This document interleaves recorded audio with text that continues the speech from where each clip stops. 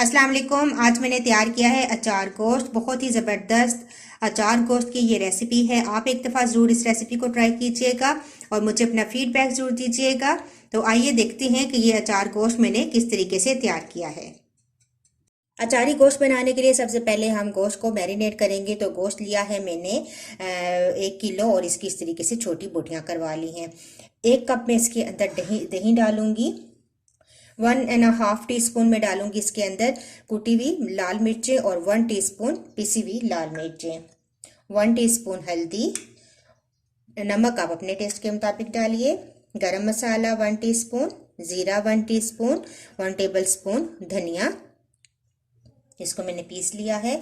कुछ अचारी मसाले हैं जिनमें 1 टेबल स्पून सौंफ है, इसको मैंने पीस लिया है। 1 टीस्पून कलवंजी, 1 टीस्पून राई दाना, 1 टीस्पून मेथी दाना।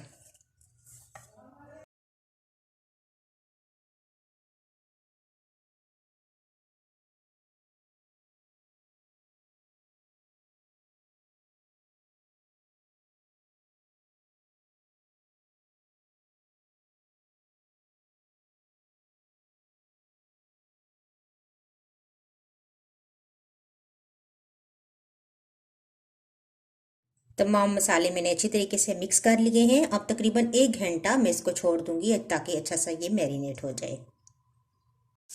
प्रेशर कुकर में मैंने 2 प्याज डाले हैं स्लाइस करके और 1 कप में डाल दूंगी ऑयल और प्याज को हल्का ब्राउन करेंगे।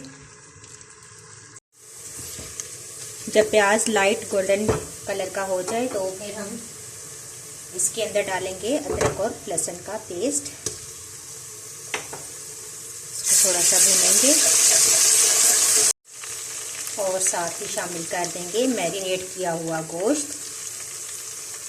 जितनी ज़्यादा देर आप मैरिनेट करेंगे उतना ही अच्छा जायका गोश्त का आएगा।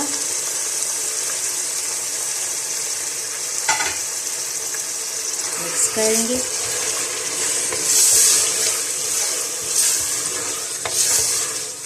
अब हम इसको भूनेंगे।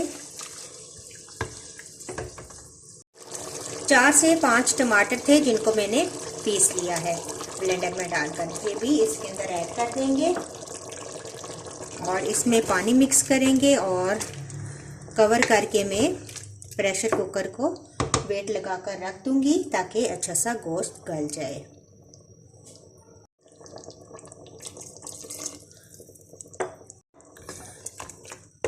आधा गिलास मैंने पानी डाला है, इसी के अंदर गोश्त गल जाएगा, फिर हम इसको अच्छा सा भून लेंगे। अब मैं इसको कवर कर दूंगी और वेट लगा दूंगी। तो देखिए 20 मिनट में बहुत अच्छा सा गोश्त गल चुका है। अब मैं इसको अच्छा सा भून लूंगी।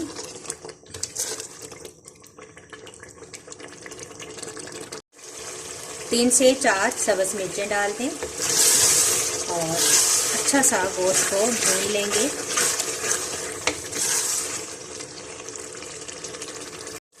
बहुत अच्छा सा गोश्त भुन चुका है। अब मैं इसके अंदर पानी ऐड करूंगी, 1/2 गिलास या 1 गिलास जितना भी आप ग्रेवी पसंद करते हैं उतना डाल लें। मैंने 1/2 गिलास डाला है।